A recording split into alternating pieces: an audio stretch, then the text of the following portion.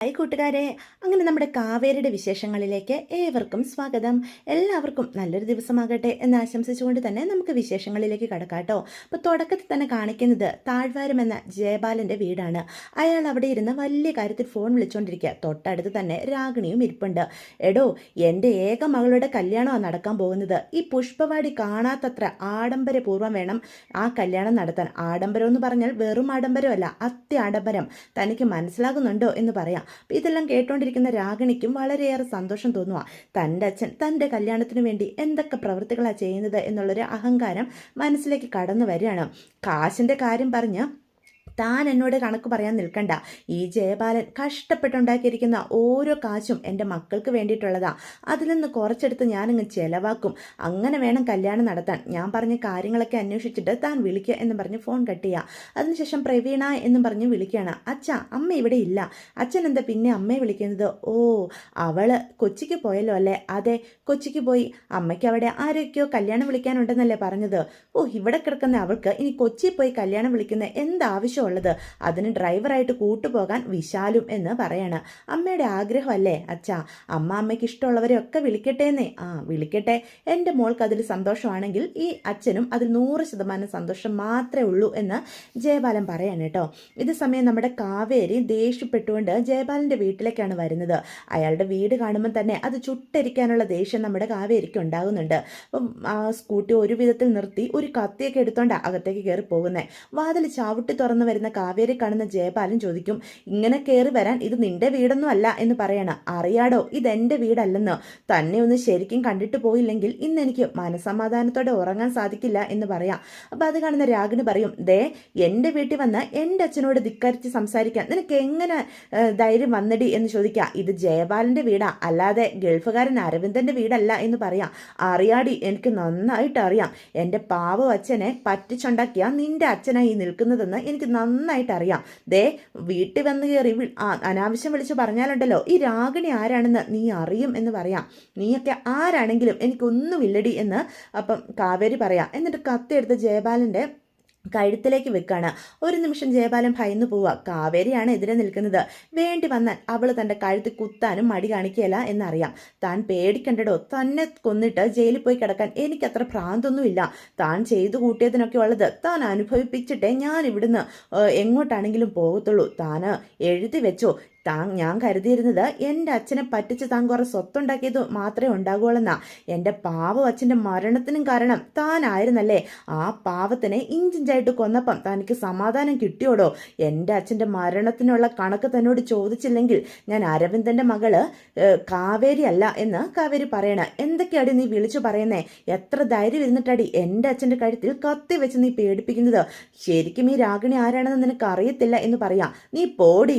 ഈ നിൽക്കുന്ന കള്ളൻ ജയപാലന്റെ മകള് ആയ നിനക്ക് നിന്റെ അച്ഛനോട് ഇത്രയും സ്നേഹമുണ്ടെങ്കിൽ സത്യസന്ധനായ എൻ്റെ അച്ഛൻ്റെ മകളായ എനിക്ക് എൻ്റെ അച്ഛനോട് എത്രമാത്രം സ്നേഹം ഉണ്ടായിരിക്കൂടി? നിന്റെ അച്ഛനെ നിൽക്കുന്നത് മുഴുവനും ഒരു കുടുംബത്തിന്റെ കണ്ണീരിൽ ചവിട്ടിയ അത് മുഴുവനും നിന്നെയൊക്കെ ഭസ്മമാക്കാതിരിക്കട്ടെ എന്ന് കാവേരി പറയണം കേട്ടോ. പിന്നെ എൻ്റെ അച്ഛനെ പറ്റിച്ചുണ്ടാക്കിയ ഓരോ രൂപയ്ക്കും കണക്കുണ്ട്. താനത് 3 ദിവസത്തിനുള്ളിൽ എൻ്റെ കൈകളിൽ എത്തിച്ചില്ലെങ്കിൽ കാവേരി ആരാണെന്ന് താൻ അറിയും. താൻ കഷ്ടപ്പെട്ട് പടുതുയർത്തിയ ഈ മണിമാളികയുണ്ടല്ലോ, അത് സഹിതം ഇടിച്ച് നിരപ്പാക്കൂ ഈ കാവേരി. തൻ്റെ പ്രൗഢി അഹങ്കാരം ഒക്കെ തീർക്കാനുള്ള ഇത് എൻ്റെ കയ്യിലുണ്ടടോ എന്നും പറഞ്ഞിട്ട് കാവേരി അവിടെ നിന്നങ്ങോട്ട് പോവാ. എന്തൊക്കെ ഭ്രാന്ത അച്ഛൻ ഇവള് വിളിച്ചു പറയുന്നത്? അവൾ ഇത്രയൊക്കെ ഇവിടെ വന്ന് പ്രസംഗിച്ചിട്ടും അച്ഛൻ എന്താ ഒരക്ഷരം പോലും അവളോട് മിണ്ടാതിരുന്നത്? ഇവളെയൊക്കെ ഇങ്ങനെ വളർത്താൻ അനുവദിക്കില്ല. 3 ദിവസം കഴിഞ്ഞാൽ എൻ്റെ കല്യാണമാ. അന്നിവള് എന്തെങ്കിലും പ്രശ്നത്തിന് വരുമോ അച്ഛാ എന്ന് ചോദിക്കുകയാണ്. അപ്പോൾ പെട്ടെന്ന് ജയപാലൻ ഒണ്ടും മിണ്ടാതെ നിൽക്കുകയാണ്. അവളെ വെറുതെ വിടരുത് അച്ഛാ. നമ്മുടെ കുടുംബത്തിൽ കയറി ഇത്രയൊക്കെ പ്രസംഗിച്ച് അവൾ ഇനി ജീവിച്ചിരിക്കണ്ട എന്ന് വല്ലാത്തൊരു രീതിയിൽ രാഗിണി പറയണം. മോള് സമാധാനപ്പെട്, എന്താണെന്ന് വെച്ചാൽ അച്ഛൻ ചെയ്തോളാം എന്ന് പറയാം. എൻ്റെ ഒരിക്കലും ഒറ്റ കൊടുക്കില്ലെന്ന് കരുതിയ കാവൽ പട്ടി, നീ എന്നെ ഒറ്റ കൊടുത്തല്ലേടാ, നിനക്കുള്ളത് ഞാൻ തരുന്നുണ്ട് എന്ന് ശിവരാമനെ മനസ്സിൽ വിചാരിച്ച് ജയപാലൻ പറയാണ് കേട്ടോ. ഇതേ സമയം സ്നേഹതീരത്ത് നമ്മുടെ നിളക്കുട്ടിയുടെ ഓപ്പറേഷൻ നടത്താനുള്ള പൈസ അവരെങ്ങനെയെങ്കിലും സ്വരുക്കൂട്ടാനായിട്ട് ശ്രമിക്കുക. അപ്പം ഗംഗയും ശാരദയും രാധമ്മയും കൂടി ഇരുന്ന് സംസാരിച്ചുകൊണ്ടിരിക്കുകയാണ്. അപ്പം പെട്ടെന്ന് നമ്മുടെ ശാരദ പറയും, നിളയുടെ കാതിൽ ഒരു ചെറിയ കമ്മലുണ്ട്, അത്യാവശ്യം തൂക്കമുള്ളതാ, അതുകൂടി നമുക്ക് എടുത്താലോ മോളെ എന്ന് ചോദിക്കുക. വേണ്ടമ്മേ, ആ കുഞ്ഞിൻ്റെ ദേഹത്ത് ആകെയുള്ള പൊന്നിൻ്റെ തരി അതല്ലേ, അത് അവിടെ തന്നെ കിടക്കട്ടെ എന്ന് പറയണം. അല്ലാതെ ഇത്രയും വലിയ തുക നമ്മൾ എവിടെ നിന്നുണ്ടാക്കും? ഒരു ഗൾഫുകാരൻ്റെ വീടാ, പക്ഷേ ആ വീട്ടിലെ പെണ്ണുങ്ങളുടെ സ്വർണ്ണമാണ് ഈ ഇരിക്കുന്നത് എന്നും പറഞ്ഞ് അവരുടെ മുന്നിലിരിക്കുന്ന കുറച്ച് സ്വർണ്ണത്തിലേക്ക് നോക്കുക. അപ്പോൾ രാധമ്മയും തൻ്റെ കയ്യിൽ കിടക്കുന്ന വളയും മാലയൊക്കെ ഊരി വെക്കാനായിട്ട് തുടങ്ങുമ്പം ഗംഗ പറയും, അതൊന്നും ഊരണ്ട രാധമ്മേ, അത് അവിടെ തന്നെ കിടക്കട്ടെ എന്ന് പറയാ. എനിക്ക് എന്തിനാ മോളെ സ്വർണം? കുഞ്ഞു കുട്ടി പോലും അതിൻ്റെ ദേഹത്തെ സ്വർണ്ണം ഊരി ഇവിടെ വെക്കുമ്പോൾ കുഴിയിലേക്ക് കാല് നീട്ടിയിരിക്കുന്ന ഈ തള്ളയ്ക്ക് എന്തിനാ ഇനി സ്വർണ്ണാഭരണങ്ങൾ? എങ്ങനെയെങ്കിലും എൻ്റെ കുഞ്ഞിൻ്റെ ജീവൻ രക്ഷിച്ചാൽ മതി എന്ന് പറയണം. അമ്മേ, ഈ സ്വർണ്ണമൊന്നും പണയം വെക്കാതെ എന്തെങ്കിലും വഴിയുണ്ടോ എന്ന് നോക്കാം. ഇത് മുഴുവൻ വിറ്റാലോ പണയം വെച്ചാലോ ഒന്നും 10 ലക്ഷം രൂപ പോയിട്ട് അതിൻ്റെ ഭാഗം പോലും നമുക്ക് സ്വരൂപിക്കാനായിട്ട് സാധിക്കില്ല. എൻ്റെ കുറച്ച് സ്വർണം ബാങ്കിൽ പണയം ഇരിപ്പില്ലേ, അതെടുത്ത് വിറ്റ് തരുന്ന ആൾക്കാരൊക്കെ ഉണ്ട്. അങ്ങനെ വിറ്റ് കഴിഞ്ഞാൽ നമുക്കതിൽ നിന്ന് എന്താ മോളെ കിട്ടുക എന്നപ്പോൾ ശാരദ ചോദിക്കാം. അവർ മുതലാക്കിയ പൈസയിൽ നിന്നും ബാക്കി വരുന്ന തുക നമുക്ക് തരും. ഒരു നേട്ടമില്ലാതെ ആരെങ്കിലും അങ്ങനെയൊക്കെ ചെയ്യുമോ? അവർ മിക്കവാറും കമ്മീഷനും എടുക്കുമായിരിക്കും എന്ന് ശാരദ പറയാണ്. അതൊക്കെ കാണും അമ്മേ, ഒരു നേട്ടമില്ലാതെ ആരും ഒന്നും ചെയ്യില്ല, അല്ലാതെ നമ്മുടെ മുന്നിൽ എന്ത് വഴിയാ ഉള്ളത് എന്ന് പറയാം. അപ്പോൾ ശാരദയ്ക്ക് സഹിക്കാനായിട്ട് സാധിക്കുന്നില്ല. ഒരു ഗൾഫുകാരൻ്റെ വീട്ടിലെ പെണ്ണുങ്ങളുടെ സ്വർണ്ണമാണ് ഈ മുന്നിലിരിക്കുന്നത്. ആകെ ഇത്രത്തോളം ഉണ്ട്. ഒരായുസ് മുഴുവനും വീട്ടിൽ പോലും വരാതെ അരവിന്ദേട്ടൻ ഗൾഫിൽ കിടന്ന് കഷ്ടപ്പെട്ട് പണിയെടുത്തു. എന്നിട്ട് എന്തുണ്ടായി? അദ്ദേഹത്തിൻ്റെ കുടുംബം ഇപ്പോഴും നടുതെരുവിൽ നിൽക്കുന്നു എന്ന് പറയാം. അത് കേൾക്കുന്ന രാധമ്മയ്ക്ക് അത്രയ്ക്ക് അങ്ങോട്ട് ഇഷ്ടപ്പെട്ടില്ല കേട്ടോ. രാധമ്മ പറയും, ശാരദേ, നീ അങ്ങനെ പറയരുത്. മുഴുവനും അരവിന്ദൻ്റെ കുറ്റമൊന്നും അല്ല, കുറേയൊക്കെ വീട്ടിലിരിക്കുന്ന പെണ്ണുങ്ങൾക്കും കഴിവ് വേണം എന്ന് പറയാം. അത് കേൾക്കുന്ന ശാരദ പറയും, ഞാൻ എന്ത് ചെയ്തെന്ന് അമ്മ പറയുന്നേ? ദേ അച്ഛമ്മേ, അമ്മേ, നിങ്ങളൊന്ന് മിണ്ടാതിരിക്കുന്നുണ്ടോ? ഇവിടെ ഒരു കുഞ്ഞിന് തീരെ വയ്യ, അതിൻ്റെ അവസ്ഥയെ മറന്നുകൊണ്ട് നിങ്ങൾ രണ്ടുപേരും വഴക്കുണ്ടാക്കാനായിട്ട് തുടങ്ങിക്കഴിഞ്ഞാൽ എങ്ങനെ ശരിയാകും? നിങ്ങൾക്ക് വഴക്കുണ്ടാകാതെ ഒരു നിമിഷം പോലും ഇരിക്കത്തില്ലേ എന്ന് ചോദിക്കാം. അത് കേൾക്കുന്ന രാധമ്മ പറയും, മോളെ, ഞാനും ഇവളും കണ്ട കാലം മുതലേ ഇങ്ങനെയാ. പറഞ്ഞ് രണ്ടാമത്തതിന് ഞങ്ങൾ തമ്മിൽ സംസാരിക്കുന്നത് ഈ രീതിയിലാണ് എന്ന് കരുതി സ്നേഹമില്ലെന്ന് അർത്ഥമില്ല. പിന്നെ കുറച്ചെങ്കിലും ബഹളമില്ലെങ്കിൽ എങ്ങനെയാ മോളെ ശരിയാകുക? എന്നെ പോലെയുള്ള പ്രായമായവർ വീടുകളിലുണ്ടെന്ന് അവർക്ക് സ്വയം ഒരു തോന്നലുണ്ടാകണ്ടേ എന്ന് രാധമ്മ കരഞ്ഞുകൊണ്ട് പറയാണ്. രാധമ്മയുടെ സങ്കടം കേൾക്കുമ്പം ഗംഗയ്ക്കും വല്ലാതാവുക. ദേ, നിങ്ങൾക്ക് 2 പേർക്കും അത്രയ്ക്ക് സമയമുണ്ടെങ്കിൽ ആ നിളയുടെ അടുത്ത് പോയി അവളെ സന്തോഷിപ്പിക്കുന്ന രീതിയിൽ എന്തെങ്കിലുമൊക്കെ സംസാരിക്കുക. അങ്ങനെ ചെയ്തു കഴിഞ്ഞാൽ ആ കൊച്ചിൻ്റെ മനസ്സിന് ഇച്ചിരിയെങ്കിലും ആശ്വാസം കിട്ടും എന്ന് പറയാണ് കേട്ടോ. ഇതേ സമയം നമ്മുടെ കാവേരി ദേഷ്യപ്പെട്ടുകൊണ്ട് പെട്ടെന്ന് അവരുടെ അടുത്തേക്ക് വന്നിരിക്കുക. അപ്പം ശാരദ ചോദിക്കും, എനിക്കിത് എന്ത് പറ്റിയടി, എന്തൊരു ഇരിപ്പായി ഇരുന്നത് എന്ന് ചോദിക്കാം. ദേ അമ്മ, എന്നോട് ചുമ്മാ ദേഷ്യപ്പെടല്ലേ എന്ന് അപ്പം പറയാണ്. പിന്നെ നീ എന്തേ ഈ കാണിക്കുന്നത് എന്ന് ചോദിക്കുകയാണ്. അല്ല, ഇതെന്താ ഈ സ്വർണ്ണമല്ല ഊരി ടേബിളിൽ വെച്ചിരിക്കുന്നത് എന്ന് ചോദിക്കാം. അപ്പോൾ ഗംഗ പറയും, ഇതെങ്ങനെയും വിറ്റിട്ട് കുറച്ചെങ്കിലും പൈസ ഉണ്ടാക്കാൻ പറ്റുമെങ്കിൽ അതിനു വേണ്ടിയിട്ട് ഊരി വെച്ചതാടി എന്ന് പറയാണ്. ഓ, ആ സ്വർണം വിറ്റിട്ട് ഇപ്പോൾ 10 ലക്ഷം രൂപ ഉണ്ടാക്കാൻ പറ്റും, അതെടുത്ത് എല്ലാവരും അവരുടെ ദേഹത്തിട്ടെ എന്ന് പറയാം. ഇവിടെ ആരും സ്വർണം വിൽക്കാനും പോകുന്നില്ല, പണയം വെക്കാനും പോകുന്നില്ല. മോളെ കാവേരി, നീ എന്താ ഈ പറയുന്നത്? അപ്പം നിളയുടെ ഓപ്പറേഷന് വേണ്ട കാശ് നമ്മൾ എങ്ങനെ ഉണ്ടാക്കും? ആ കാശ് ഇവിടെ വരും എന്ന് പറയാം. ഇവിടെ വരാനോ? ആര് കൊണ്ട് തരാൻ? ജയപാലൻ. ദേ കാവേരി, നീ അയാളുടെ അടുത്ത് പോയി കാശായിരുന്നോ? ഞാനിതിന് അയാളുടെ അടുത്ത് പോയി കാശെടുക്കുന്നേ? എൻ്റെ അച്ഛൻ കഷ്ടപ്പെട്ടുണ്ടാക്കിയ കാശ് മുഴുവനും അടിച്ചു മാറ്റി സ്വന്തം കീശ നിറച്ച് വെച്ചിരിക്കുകയല്ലേ അയാള്. അതിൽ നിന്ന് നമുക്ക് അർഹതപ്പെട്ട കാശ് എത്തിച്ചേക്കണമെന്ന് ഞാൻ അയാളോട് പോയി പറഞ്ഞു. നീ പറഞ്ഞെന്ന് കരുതി അയാൾ ഇപ്പം തന്നെ കൊണ്ടുവന്ന് വെക്കും എന്ന് പറയാം. അയാൾ വെച്ചിരിക്കും. വെച്ചില്ലെങ്കിൽ അയാളെ കൊണ്ട് കാശ് തരിപ്പിക്കാൻ ഈ കാവേരിക്കറിയാം.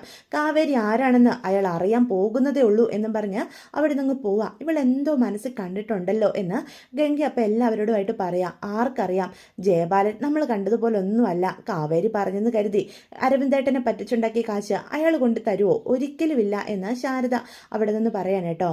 സമയം നമ്മുടെ വിനീത് കടയിലാണെങ്കിൽ ആകെ ടെൻഷൻ അടിച്ചിരിക്കുക. വിനീതിൻ്റെ ടെൻഷൻ കാണുമ്പം സലിമൊക്കെ പറയും, എടാ, ഈ കടയും നമ്മളെയും കൂടെ തൂക്കി വിട്ടാൽ പോലും 10 ലക്ഷം രൂപയുടെ മതിപ്പ് കിട്ടില്ലടാ എന്ന് പറയാം. അതെനിക്കറിയാം സലിമിക്ക എന്ന് പറയാണ്. ഇങ്ങനെ പൈസയ്ക്ക് പെട്ടെന്നൊരാവശ്യം വരുമെന്ന് ഞാനും കരുതിയില്ല. അതുകൊണ്ട് ജീവിതത്തിൽ എപ്പോഴും ഞാൻ ഉഴപ്പി നടന്നു. വലിയ കാശുകാരനാകണമെന്നോ പണം സമ്പാദിക്കണോ എന്നൊന്നും ഒരിക്കലും ഞാൻ ആഗ്രഹിച്ചിട്ടില്ല. ഇങ്ങനെയൊക്കെ അങ്ങ് ജീവിച്ചു പോകണം, അത്രേ കരുതിയിട്ടുള്ളൂ. പക്ഷേ ഇത്രയും വലിയൊരു പ്രതിസന്ധി ഉണ്ടായപ്പോഴാണ് പണത്തെ എത്രമാത്രം എത്രമാത്രം വാല്യൂ ഉണ്ടെന്ന് എനിക്ക് മനസ്സിലായത് എന്ന് പറയാണ്. പെട്ടെന്ന് ബേബി ചേട്ടൻ പറയും, എടാ നീ ഇങ്ങനെ ഇരുന്ന് ആലോചിച്ച് കൂട്ടിയിട്ടൊന്നും ഒരു കാര്യവുമില്ല. കാശുണ്ടാക്കണമെങ്കിൽ നമ്മൾ കളത്തിലിറങ്ങണം. ഇപ്പം 10 ലക്ഷം രൂപയൊന്നും എന്നെ കൊണ്ട് ഉണ്ടാക്കി തരാൻ പറ്റില്ല, പക്ഷെ ഒരു 20-25,000 രൂപ ഞാൻ വിചാരിച്ചാൽ നിനക്ക് റെഡിയാക്കി തരാൻ പറ്റും. അല്ല ബേബി ചേട്ടൻ എന്താ പറഞ്ഞു വരുന്നത്? എടാ ഇവിടെ പള്ളിയുടെ വക ഒരു സ്കൂളില്ലേ, അവിടുത്തെ യൂണിഫോം മുഴുവനും ഏതെങ്കിലും ഒരു ടൈലർ ഷോപ്പിൽ കൊടുത്ത് അവർ ഒരുമിച്ച് തയ്പ്പിക്കുകയാണ് പതിവ്. കഴിഞ്ഞ തവണ തയ്പ്പിച്ചു കൊടുത്ത ആ തയ്യൽക്കാരന് എന്തോ പ്രശ്നക്കാരനാണെന്നും പറഞ്ഞ് അച്ഛന് തീരെ അയാളെ അങ്ങ് ബോധിച്ചില്ല. അതുകൊണ്ട് പുതിയൊരാളെ അവർ അന്വേഷിക്കുന്നുണ്ട്. അവിടെ ഒരുപാട് കുട്ടികളുള്ളതാ. എല്ലാവരുടെയും യൂണിഫോം പറഞ്ഞ സമയത്തിനുള്ളിൽ നമ്മൾ തയ്ച്ചു കൊടുക്കണം. ഒരു 25,000 രൂപ മിനിമം നിനക്ക് മേടിച്ചെടുക്കാനായിട്ട് സാധിക്കും. നിന്നെക്കൊണ്ട് പറ്റുമോ എന്ന് ചോദിക്കുക. ബേബി ചേട്ടാ ഇങ്ങനൊരു കാര്യം അറിഞ്ഞിട്ട് ഇപ്പോഴാണോ എന്നോട് പറഞ്ഞേ? അതിന് നിനക്ക് തിരക്കൊഴിഞ്ഞിട്ട് സമയമില്ലല്ലോ വിനീതേ എന്ന് പെട്ടെന്ന് ബേബി ചേട്ടൻ ചോദിക്കാം. പക്ഷേ കുറച്ച് കടുത്ത പണിയാ. നീയും സലിമയും കൂടി ഉറക്കം ഒളിച്ചിരുന്ന് തയ്ച്ചാൽ പോലും തീരുമോയെന്ന് എനിക്കറിയാം. കാരണം സ്കൂൾ തുറന്നു കഴിഞ്ഞല്ലോ, യൂണിഫോം അവർക്ക് എത്രയും വേഗം വേണ്ടതുവാ എന്ന് പറയാം. അതൊന്നും കുഴപ്പമില്ല. ഇപ്പം 1 രൂപയ്ക്ക് പോലും എനിക്ക് അത്രയ്ക്കും വിലയുണ്ട്. ഓരോ രൂപയും ഞാൻ സൂക്ഷിച്ചു വെക്കും.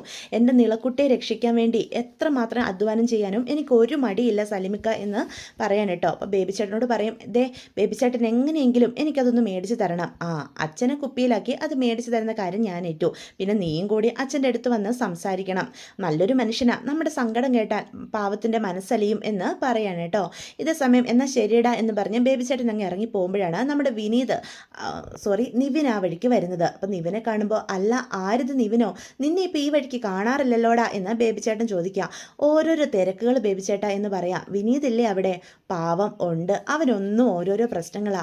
ഇപ്പം എന്താ പുതിയ പ്രശ്നം എന്ന് ചോദിക്കുക. അത് പിന്നെ എന്താ ബേബി ചേട്ടാ പ്രശ്നം എന്ന് നിവിൻ വീണ്ടും നിർബന്ധിക്കുക. അപ്പം കാര്യങ്ങളൊക്കെ ബേബി ചേട്ടൻ പറയാൻ കേട്ടോ.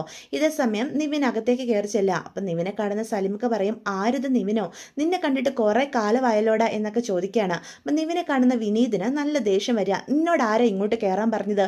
ഞാൻ പറഞ്ഞിട്ടുള്ളതല്ലേ ഇനി ഒരു ബന്ധത്തിൻ്റെയും പേരിൽ നീ ഇങ്ങോട്ട് വരരുതെന്ന്. എടാ ഞാൻ പറയുന്നതൊന്നും മനസ്സിലാക്കടാ. നിനക്ക് എന്നോട് ദേഷ്യമുണ്ടെന്ന് എനിക്കറിയാം. പക്ഷേ നിളക്കുട്ടി അവൾ എൻ്റെയോ അനിയത്തിയല്ലേ. അവളുടെ ഓപ്പറേഷന് വേണ്ട തുക ഞാൻ തരാം, 10 ലക്ഷം രൂപ. നീ എനിക്കത് തിരിച്ചു പോലും തരണ്ട എന്ന് പറയാം. അത് കേൾക്കുന്ന വിനീത് പറയും, നിന്റെ സമ്പാദ്യത്തിൽ നിന്നെടുത്ത് 10 ലക്ഷം രൂപ എനിക്ക് തരുമല്ലേ? എന്നെ വിലക്കെടുക്കാൻ വന്നതാണോടാ നീ? കാശില്ലെങ്കിൽ ഈ വിനീതിൻ്റെ ഓരോ അവയവവും ഞാൻ എടുത്ത് വിൽക്കും. എന്നാൽ പോലും നിന്റെ 1 രൂപ പോലും എനിക്ക് വേണ്ട. ഇനി ഒരിക്കൽ പോലും നിന്റെ മുഖം കാണരുതെന്ന് ഞാൻ ആഗ്രഹിക്കുന്നത്.